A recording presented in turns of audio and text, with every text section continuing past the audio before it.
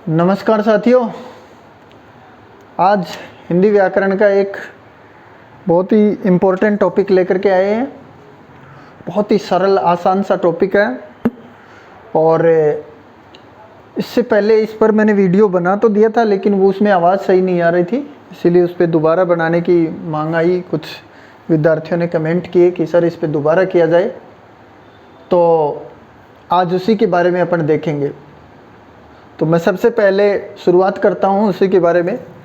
अपने 3 topic cover करेंगे, 3 बातें इसमें। वर्ण, सामान्य जानकारी, वर्ण विच्छेद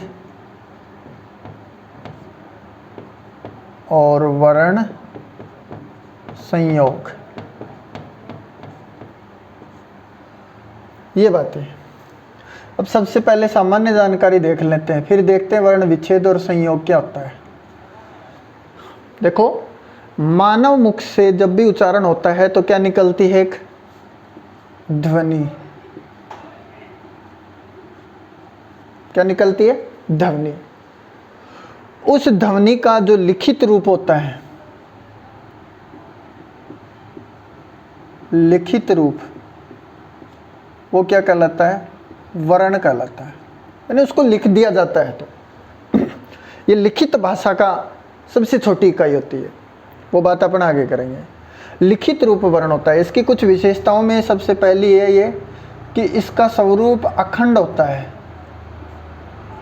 अखंड का मतलब इसको खंडित नहीं किया जा सकता, इसको टुकड़ों में विभाजित नहीं किया जा सकता, बांटा नहीं जा सकता है। अब मैं एक क्वेश्चन पूछता हूं कि निम्न में से वर्ण नहीं है। एक ए,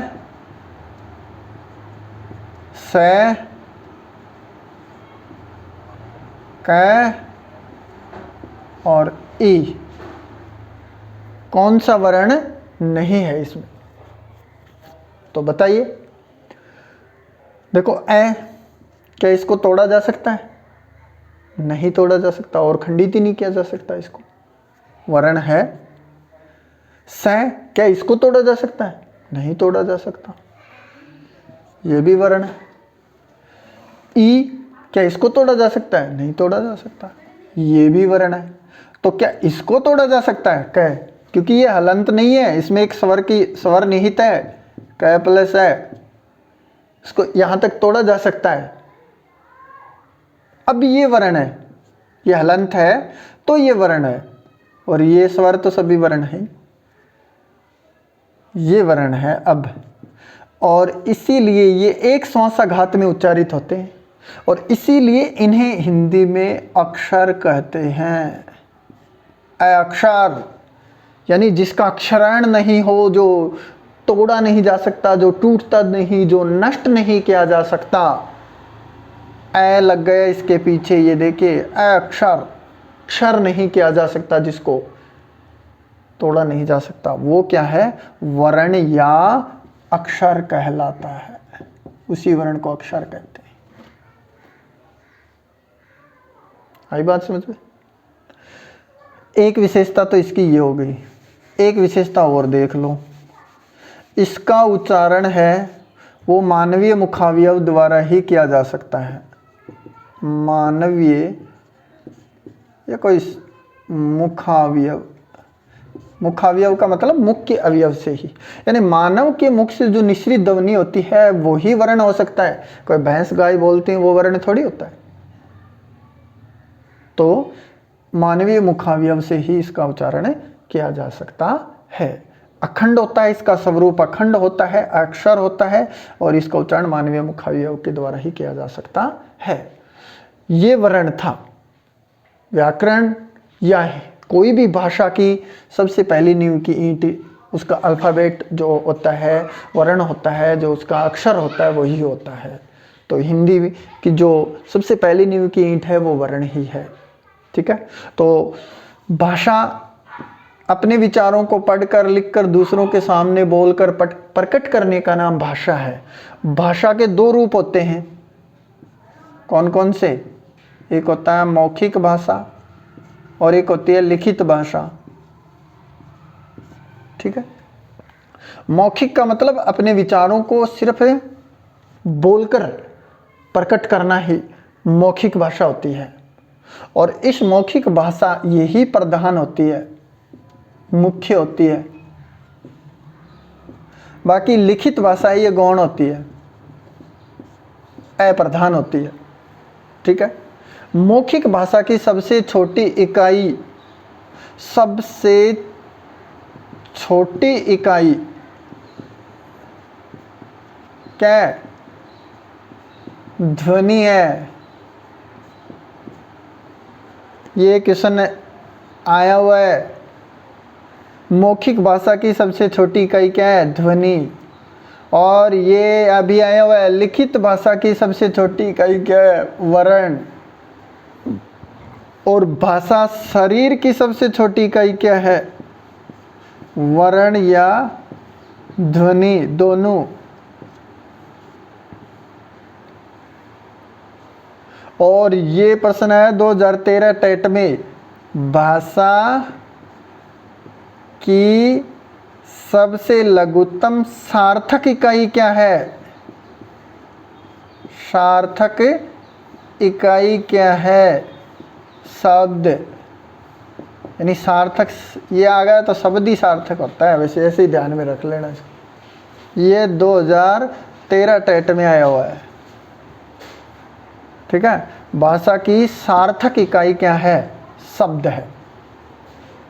ये तीनों चार बातें ये आई हुई हैं। ये कोई उसमें आया था, एसआई में आया हुआ है, कोई पटवारी में आया हुआ है, और ये 2013 टेट में आया हुआ है। भाषा की सार्थक सबसे छोटी इकाई शब्द है, ये देख लो। ठीक है, तो ये थी वर्ण सामान्य जानकारी, वर्ण से संबंधित। अब भाषा की बहुत बड़ी है, उसकी बोलियां कितनी, वो टॉपिक अलग है। सिर्फ ये बात है, इससे संबंधित सामान्य जानकारी थी। ठीक है, अब वर्ण विच्छेद पर चलते हैं। अब फिर मैं आपसे एक क्वेश्चन करता हूं, बताइए आप कि निम्न शब्द में कितने वर्ण हैं? निम्न शब्द में कितने वर्ण हैं?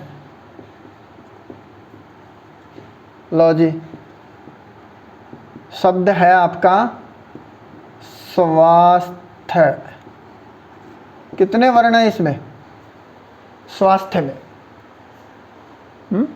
अगर आपको वर्ण विच्छेद आता है तो आप सही बता पाओगे। अब वैसे काउंट कर लो, 1 2 3 4 5, ये तो गलत है। 5 वर्ण नहीं है इसमें, दिख 5 रहे हैं आपको, लेकिन इसका वर्ण विच्छेद करो। विच्छेद का मतलब क्या होता है? किसी भी व्यंजन व स्वर को अलग अलग करके लिखना, अलग अलग करके लिखना वर्ण विच्छेद कहलाता है। एक बात तो ये हो गई। दूसरी बात अपने यहाँ वर्ण संयोग, पहले वर्ण विच्छेदी। किसी भी व्यंजन व स्वर को अलग अलग करके लिखना वर्ण विच्छेद कहलाता है। या किसी व्यंजन में स्वर की जो मात्रा है, की मात्रा को अलग करके लिखना वर्ण विच्छेद कहलाता है। ये तो वर्ण विच्छेद हो गया। अब वर्ण संयोग क्या होता है? किसी भी व्यंजन में स्वर को मिलाकर लिखना वर्ण संयोग कहलाता है। किसी भी व्यंजन में स्वर को मिलाना वर्ण संयोग कहलाता है। या किसी हल में, हलंत का जो होता है ना, उसमें स्वर की मात्रा को मिला करके लिखना वो वर्ण संयोग कहलाता है। दोनों बातें क्लियर हो गई। वर्ण विच्छेद, विच्छेद का मतलब होता है अलग अलग करना, टुकड़े करना, बांटना। इसी को वर्ण विन्यास भी कहते हैं। विन्यास, विन्यास का मतलब अलग करना, तोड़ना, टुकड़ों में बांटना। और वर्ण संयोग, संयोग का मतलब होता है उसको मिला करके लिखना व्यंजन में स्वर को। जैसे ये हलंत व्यंजन है, र प्लस ए बराबर र, ये वर्ण संयोग था। या यूँ कहें कि र प्लस उ बराबर रू, रू, ये वर्ण संयोग है। ठीक है। तो उसको वर्ण संयोग कहते हैं। ये वर्ण संयोग था, ये वर्ण विन्यास है, वर्ण अलग है। अब ये देखिए आप, फटाफट चलते हैं। स्वास्थ्य में कितने वर्ण हैं? इसमें देखो एक तो स आधा ही है तो स्वर नहीं है इसमें। व इसके अंदर स्वर है आ का। स ये भी आधा ही है। थ ये भी आधा ही है, मतलब इसमें स्वर की मात्रा नहीं है। तो और ये है इसका वर्ण विन्यास। अब गिन लो 1 2 3 4 5 6 7, 7 वर्ण है इसके अंदर। ये है सही इसका तरीका। स्वास्थ्य ये वर्ण विच्छेद है, इसे वर्ण विन्यास कहते हैं, इसे ही वर्ण में स्वरों को अलग अलग करके लिखना कहते हैं। अब देखिए कुछ और शब्द देख लेते हैं।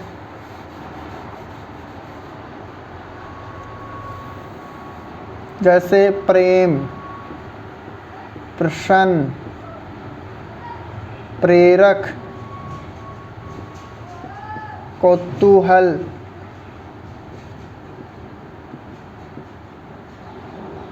कौतूहल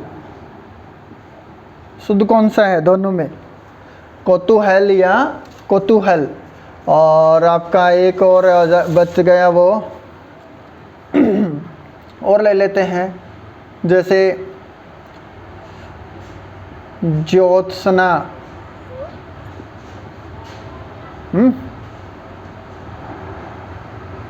वर्ष, ये शब्द हैं। अब इनमें देखिए ये जो शब्द है कौतूहल, क्या ये सही है या ये सही है? कौतूहल, या दोनों ही गलत हैं? ये सही है। कौतूहल होता है उसमें, इसमें छोटी मात्रा आएगी, और ये एक ऐसे भी लिखा जाता है कुतूहल, कुतूहल।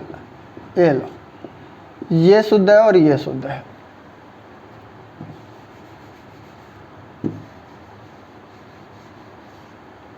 अब देखिए इनको अलग वर्ण विच्छेद करना हो तो इनका कैसा होगा? जैसे पै, अब नीचे जो र होता है ना वो पूरा होता है र, अब इसमें मात्रा एक ही है, फिर मैं और फिर अ, ये है प्रेम, प र ए म अ। 1 2 3 4 5, 5 वर्ण इसमें। ये है वर्ण विच्छेद।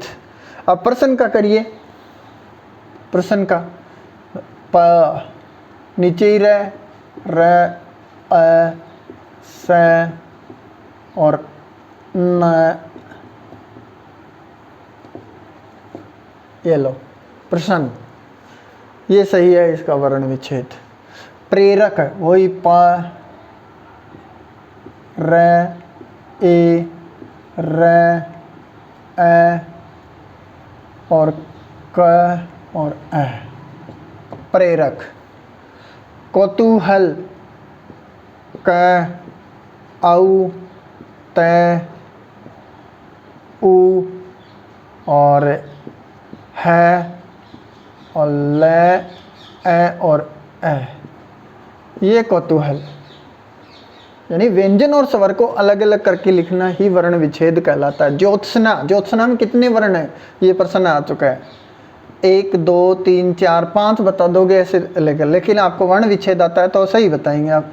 जय हलंत है ही पहले से ही, ये ओ तय से, न और आ।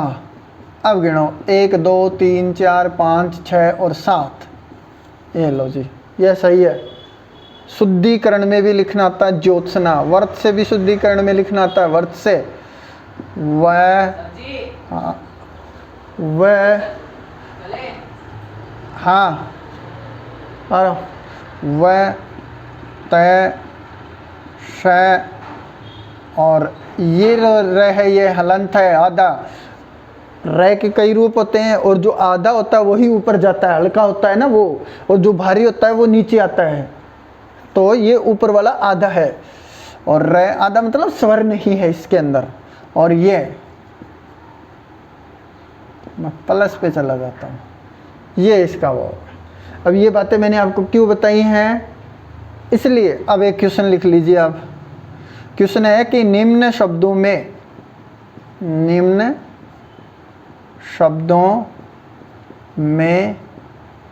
से किस शब्द में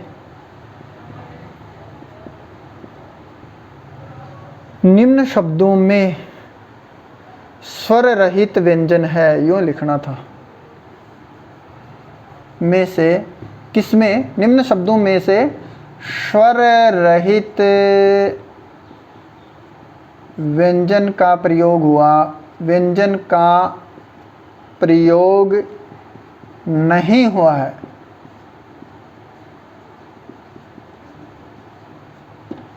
निम्न शब्दों में से स्वर रहित व्यंजन का प्रयोग नहीं हुआ है, ये क्वेश्चन है। ऑप्शन देख लीजिए अब। अंतरराष्ट्रीय, ये शुद्ध शब्द है अंतरराष्ट्रीय, ऐसे लिखा जाता है, ठीक है। दूसरा है वृद्धि, तीसरा है गर्दन और चौथा है कृपण। ये 4 ऑप्शन है, दिख रहे होंगे सर। अंतरराष्ट्रीय, वृद्धि, गर्दन और कृपण, इनमें से किस शब्द में स्वर रहित व्यंजन का प्रयोग नहीं हुआ है। प्रश्न को सही तरीके से देखना, नहीं शब्द का प्रयोग हुआ है इसमें। तो अपनी 3 बातें क्लियर हो चुकी हैं, वर्ण सामान्य जानकारी, वर्ण विच्छेद और वर्ण संयोग। कमेंट करके इस प्रश्न का उत्तर बताना दोस्तों। जय हिंद।